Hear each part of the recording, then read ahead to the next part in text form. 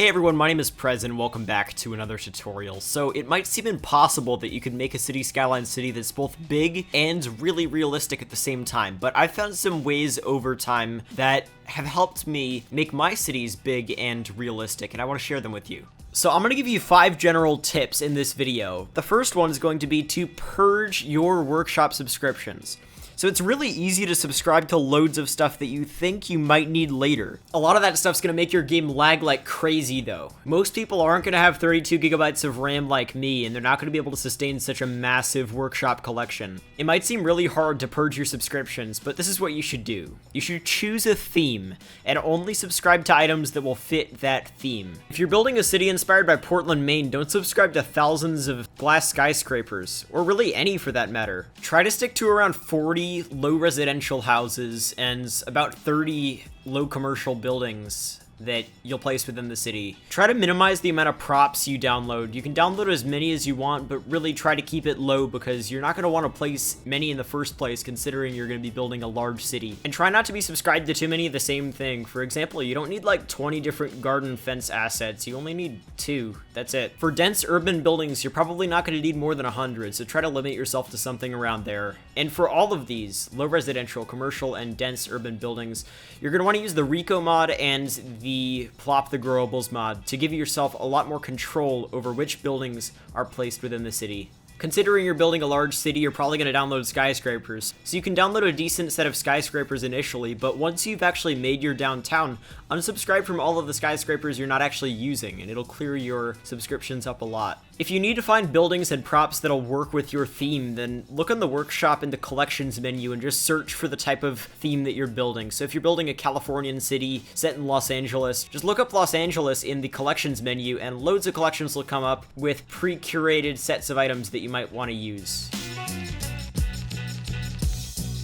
If you're reluctant to unsubscribe from buildings that you were subscribed to that you feel like you might forget about if you don't keep them in your subscriptions, just make your own reserve assets collection. I've got one, and I just keep all the buildings that I'm not using right now but that I want to use in the future in there.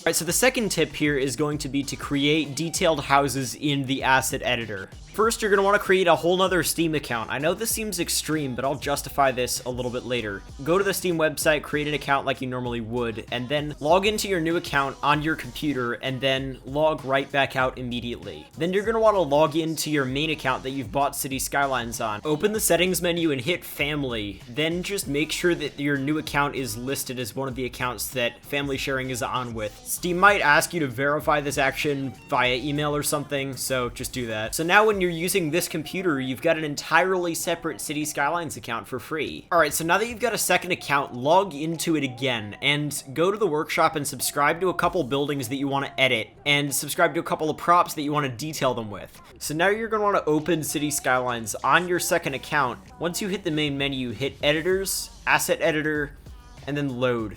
Choose a theme and then load the asset editor up. Once you've loaded in, just choose a building and start detailing. Get rid of the props and trees you don't want, and then start placing some fences on one side of the building and maybe the back. Don't do it on both sides, because if you're placing houses in a row, then that'll be a little bit redundant. Place some trees and whatever you might want that you might use when detailing the building in your city, because you're actually going to be placing these buildings in your real city. So once you're happy with the building you've created, then just start working on another and another and another. It'll be a little bit tedious, but it'll save you a lot of work in the long run. I'd recommend you go into your local add-ons menu and create a zipped folder of all of these houses and back them up on Google Drive or something just so you don't lose them, because if you lose them, you can't open your save because you won't have any houses. Since these are locally stored on your computer and not on the workshop, you're not going to be able to share your save game on the workshop once you're done with your city. It's unfortunate, but it's just how it goes. Pretty sure the trade-off's worth it. So now that you're done, you can log back into your main account and open your city, and then open your Find It Growables menu. You should see these buildings, and so long as you're subscribed to the same props that you used in the actual building in the asset editor, then you'll be good. You can just place the buildings in your city, and it'll be a lot more efficient because you've already detailed them all.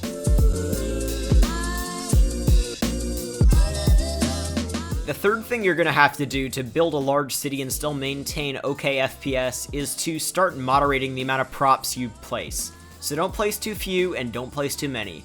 When you're placing props in game, try not to get hung up with adding loads of detail. It doesn't mean you can't place any props, but since you're making a big city, you gotta focus on the big picture. Try not to use too many props and decals on roads at intersections. Just don't bother. It's just too much work if you're building a large city. Focus on the big things. One thing I've found to be really helpful is using a really good map theme, or using Theme Mixer with a variety of different map themes to get ground textures that I really like, so I don't have to place too many decals. Just mess around with different themes on the workshop and with a Theme Mixer mod, and you should be able to find a combination that works really well for you. Alright, going on to the fourth tip, which is to master your visual mods game. So visual mods are really important. They shape how your game actually looks.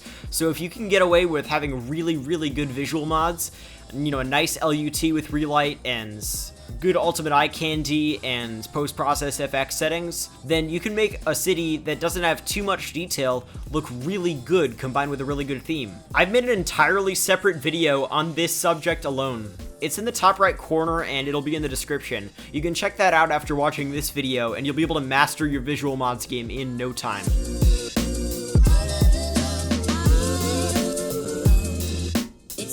So my fifth and final tip is to plan your city before you build it. So choose a map which you know fits the theme you're going for. I recommend avoiding projects which require a map filled with trees like the project I'm working on right now, because they will just make your FPS way worse. If you're building a big city, it's best to work in a climate which is less forested. You want to make sure you understand your city and the theme of your city before you even get started. So I'm not going to go into detail on this. $2.20 has an excellent tutorial which goes into detail on how to build and plan a realistic city. So if you want to learn how to plan a city, then definitely check out his video, which is in the top right corner and in the description.